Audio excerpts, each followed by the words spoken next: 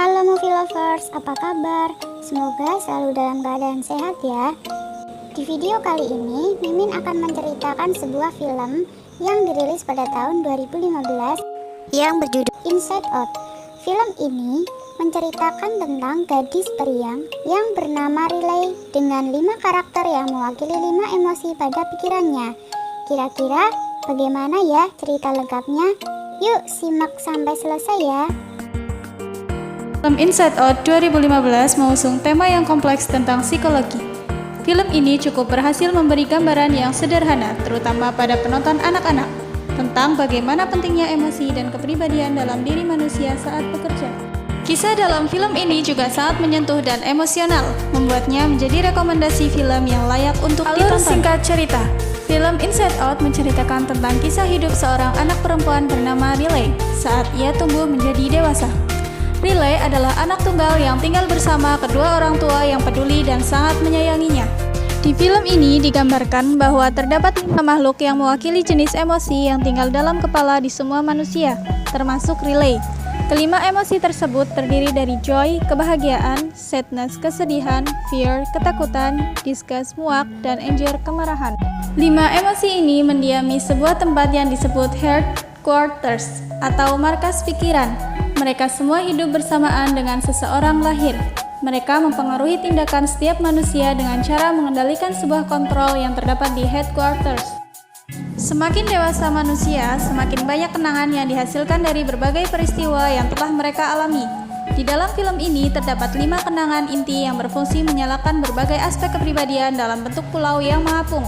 Memori yang telah diolah seharian penuh tersebut dikirim ke long term memory atau ingatan jangka panjang pada tahap awal tidur yaitu REM, Rapid Eye Movement. Sedangkan memori yang paling penting atau disebut inti memori disimpan di hub markas. Inti memori 40 berisikan kejadian yang terpenting dalam kehidupan Riley, sehingga membentuk suatu kepribadian. Oleh karena itu, ketika salah satu inti memori tercipta, akan tercipta pula pulau kepribadian. 5 emosi ini kemudian bekerja sama untuk memberikan pengalaman emosi bagi Riley dan mengendalikannya dengan menggunakan alat kendali bernama Control Console. Film ini diawali dengan layar gelap, di mana saat itu Riley baru lahir. Bersamaan dengan lahirnya Riley, hadirlah Joy. Tidak butuh waktu cukup lama dan emosi lainnya, sadness, anger, fear, dan disgust juga hadir di headquarters. Singkat cerita, semuanya baik-baik saja untuk Riley yang berumur 11 tahun. Riley memiliki segalanya, orang tua yang perhatian, rumah yang nyaman, teman yang baik, juga bakat bermain hoki yang membuatnya menjadi anggota tim hoki di Minnesota. Joy yang memimpin 4 emosi lainnya selalu berusaha agar hari-hari yang dijalani Riley adalah hari yang baik dan penuh kebahagiaan. Pada suatu hari, Riley dan keluarganya harus pindah ke San Francisco, California. Berbagai konflik pun hadir dan Riley harus menghadapinya, mulai dari rumah baru yang kecil dan kotor, barang-barangnya yang belum tiba, dan membuat tidak bisa mendekorasi kamar. Hingga pizza dengan topping brokoli yang menurutnya menjijikan. Konflik tersebut membuat 5 emosi sama-sama ingin memegang kendali atas Riley. Headquarters pun menjadi semrawut dan hari pertama di San Francisco menjadi hari yang sangat buruk bagi Riley. Keesokan harinya, Riley pergi ke sekolah baru. Perasaan khawatir menyelimuti dirinya mengingat Riley harus beradaptasi dengan sekolah baru dan teman-teman yang belum dikenalinya. Di saat Riley memperkenalkan dirinya, sadness memegang memori inti dan membuat Riley yang awalnya bercerita dengan ceria tiba-tiba menangis. Masalah selanjutnya hadir ketika Joy dan sadness tidak sengaja keluar dari headquarters karena terhisap oleh memori menuju long term memories milik Riley. Inilah awal dari petualangan Joy dan sadness dengan misi pulang ke headquarters dan membuat Riley kembali bahagia. Hilangnya Joy dan sadness membuat emosi Riley hanya dikendalikan oleh anger, fear, dan disgust. Hal ini justru membuat kepribadian Riley yang biasanya ceria karena Joy menjadi sangat berubah. Ia menjadi jauh dari orang tuanya, teman-teman, dan hobi, sehingga pulau kepribadiannya menjadi kepribadian fundamental seseorang yang dibentuk dari memori inti, perlahan runtuh dan jatuh ke dalam dam memori, sebuah jurang di mana kenangan memudar dibuang, dan dilupakan. Riley merasa berbagai masalah yang terjadi padanya disebabkan oleh orang tuanya yang memutuskan pindah ke San Francisco. Ia pun memutuskan untuk kabur dari rumah dan pergi ke Minnesota dengan membohongi orang tuanya dan mencuri kartu kredit milik ibunya. Dalam petualangan Joy dan Sadness di Long Term Memories, PT Dr. mencoba menggambarkan berbagai konsep lainnya, seperti konsep mimpi alam bawah sadar, hingga konsep teman imajinasi yang kemudian menghadirkan Bing Bong. Karakter gajah bercampur dengan kucing dan lumba-lumba ini adalah gambaran 42 teman imajinasi Riley saat kecil. Bing Bong pun mencoba ikut membantu Joy dan Sadness untuk kembali ke Headquarters walaupun ia harus hilang dari ingatan Riley. Pada akhir film, Joy dan Sadness akhirnya kembali ke Headquarters. Joy kemudian menyadari bahwa Sadness memiliki peran penting dalam membentuk kepribadian Riley. Ia pun memberikan kesempatan pada Sadness untuk mengendalikan emosi Riley. Akhirnya, Riley membatalkan idenya untuk kabur ke Minnesota. Ia pulang ke rumah sambil menangis. Ia menceritakan bahwa ia merindukan kehidupan lamanya di Minnesota. Orang tua Riley pun menjadi sadar dan mengerti alasan perilaku Riley sebelumnya yang berbeda. Keduanya pun mencoba mendengarkan Riley dan baik juga ikut bercerita mengenai apa yang mereka rasakan kepada Riley sambil memeluknya. Pada akhirnya, Riley dan keluarga tetap tinggal di San Francisco. Dengan bantuan ayah dan ibunya, Riley mencoba beradaptasi dengan lingkungan barunya. Film ini ditutup dengan kedua orang tua Riley yang datang memberi semangat kepada Riley yang akan bertanding dengan tim hoki barunya. Pada akhirnya, Headquarters mendapat hal baru, yaitu kontrol konsol yang lebih rumit bersamaan dengan Riley yang tumbuh menjadi seorang remaja dan memiliki emosi dan psikologis yang lebih kompleks. Berbagai pula kepribadian pun tambahan yang dihasilkan oleh inti memori campuran dari dua emosi. Deskripsi tokoh. Yang pertama adalah Amy Poehler sebagai Joy yang memiliki karakter riang. Yang kedua adalah Phyllis Smith sebagai Sadness, memiliki karakter sedih. Yang ketiga adalah Bill Hader sebagai Fear, memiliki karakter takut. Selanjutnya adalah Lewis Black sebagai Angel, memiliki karakter marah. Kemudian Kathleen Diaz sebagai Riley Anderson. Kemudian Mindy Kaling sebagai Discuss, memiliki karakter jijik. Setelah itu, Kyle MacLachlan sebagai Bill Anderson, ayah Riley. Kemudian Diane Lane sebagai Jill Anderson, ibu Riley. Dan yang terakhir adalah Richard Kin sebagai Bing Bong.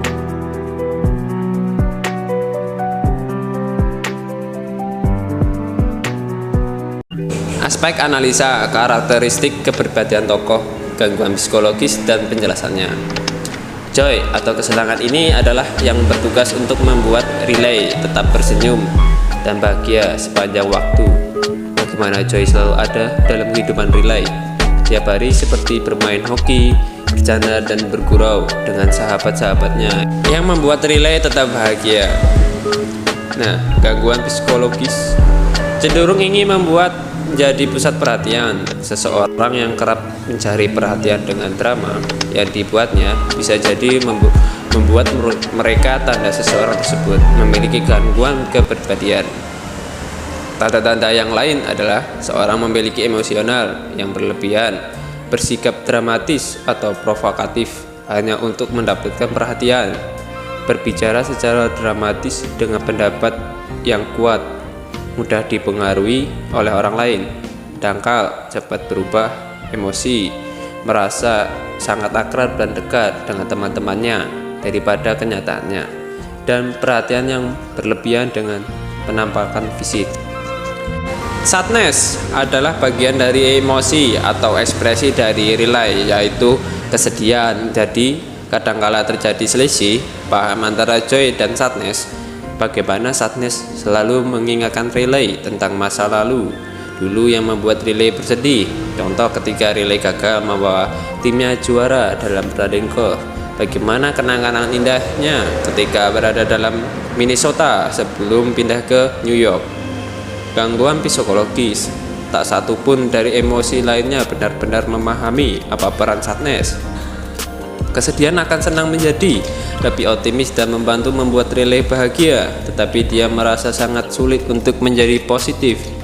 Kesedihan adalah lawan dari kebahagiaan atau kegembiraan dan serupa dengan duka cita atau kesengsaraan. Kesedihan juga merupakan salah satu dari 6 emosi dasar yang dijelaskan oleh Paul Ekman bersama dengan kebahagiaan, kemarahan, kejutan, ketakutan, dan jijik. Kesedihan juga bisa diartikan sebuah rasa atau perasaan di mana ketidaksanggupan menghadapi permasalahan yang ada dan permasalahan yang dialami. Anger adalah bagian dari emosi atau ekspresi dari Riley, yaitu kemarahan. Ciri-ciri atau sifat dari anger yaitu mengambil keputusan atau memutuskan sesuatu tanpa memikirkan efek yang akan terjadi, bahkan dapat berefek buruk untuk selanjutnya. Gangguan psikologisnya, marah adalah respons wajar saat seseorang menghadapi situasi yang mengecewakan. Sayangnya, tidak semua orang bisa mengendalikan emosi. Bahkan, pengidap AID, gangguan ledakan marah, cenderung mudah marah karena masalah sepele dan menunjukkannya dengan cara berlebihan. Pengidap AID mungkin akan membanting barang di sekitarnya, mengumpat hingga menjerit hanya untuk mengekspresikan amarah yang dirasakannya. Penyebab AID diduga berasal dari kelainan mekanis otak untuk mengatur produksi serotonin atau hormon bahagia dan kortisol atau hormon stres, sehingga mempengaruhi tingkat emosi pengidap. Faktor lain yang diduga untuk menjadikan penyebab AID adalah faktor genetik, faktor lingkungan, dan kebiasaan memendam amarah. Fear adalah bagian dari emosi atau ekspresi dari Riley, yaitu ketakutan. Sifat dari fear, dia bahkan sudah ketakutan dan tidak mau mencoba sesuatu yang baru dikarenakan dia terlalu takut. Gangguan kepribadian menghindari avoidant personality disorder. Gangguan psikologis atau gangguan kepribadian menghindari avoidant personality disorder. Gangguan kepribadian menghindari merupakan salah satu kelompok dari kondisi yang dinamakan gangguan kepribadian cemas, yang ditandai dengan perasaan gugup dan takut. Orang-orang yang dengan gangguan ini memiliki kepercayaan diri yang rendah. Mereka juga memiliki rasa takut yang luar biasa terhadap penolakan dan penilaian buruk dari orang lain. Perasaan ini membuat mereka sangat tidak nyaman dalam berbagai situasi sosial yang membuat mereka menghindari kontak dan kegiatan secara berkelompok. Disgust adalah bagian dari emosi atau ekspresi Riley, yaitu menjijikan. Contohnya ketika Riley sangat tidak suka dengan sayur brokoli, bahkan membuangnya ketika melihat sayur brokoli. Gangguan psikologis tentang Laphanofobia. Fobia ini adalah rasa takut yang tidak beralasan terhadap sayuran. Laphanofobia berasal dari bahasa Yunani atau lapho yang berarti sayuran dan phobos yang berarti takut atau benci. Memang banyak orang yang tidak menyukai sayur dan menghindari memakannya. Namun pada kasus laphanofobia, ketidaksukaan atau kebencian ini benar-benar berubah menjadi sarang panik penuh dan tidak pandang atau memikirkan sayur. Bukan hanya itu, pada bentuk sayur, orang mengalami laphanofobia ini juga menghindari sayuran, toko bahan makanan, dan menahan diri tidak mengambil atau menyentuh sayuran dengan cara apapun. Nah, film ini menampilkan bagaimana setiap ekspresi dari kita sehari-hari akan masuk dalam memori kita. Film ini mempresentasikan memori dari setiap perasaan Riley dalam bentuk bola dengan masing-masing warna sesuai dengan perasaan Riley. Contoh, joy adalah warna kuning, sadness dengan warna biru, dan lain-lain.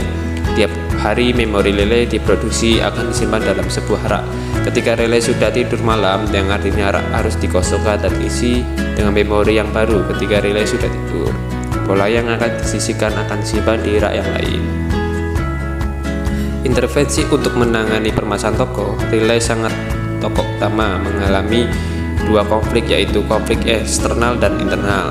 Aspek psikologis menjelaskan bahwa karakter utama memiliki keinginan perasaan dan emosi. Dari konflik itu bisa dilihat bahwa Riley adalah karakter utama yang berusaha menjaga rahasia dalam hidupnya dan berusaha memecahkannya sendiri. Interferensi untuk menangani masalah tokoh, pengendalian emosi lah yang diperlukan agar Riley dapat lebih mengontrol emosi dan perasaan agar tidak gegabah lagi mengambil keputusan yang dapat merugikan orang lain ataupun dirinya sendiri, dan lebih mengerti dan menghargai orang lain dan juga berpikiran terbuka saat ada suatu masalah. Selesai. Jadi, pelajaran yang dapat diambil adalah jangan pernah mengambil keputusan ketika sedang marah, karena hal itu mungkin saja menjadi kesalahan yang sangat fatal. Gimana movie lovers? Seru bukan filmnya? Jangan lupa untuk menonton cerita lengkapnya ya, untuk lebih jelas alur ceritanya. Mimin ucapin terima kasih ya telah menonton video ini sampai akhir, dan sampai bertemu di video berikutnya. Dadah!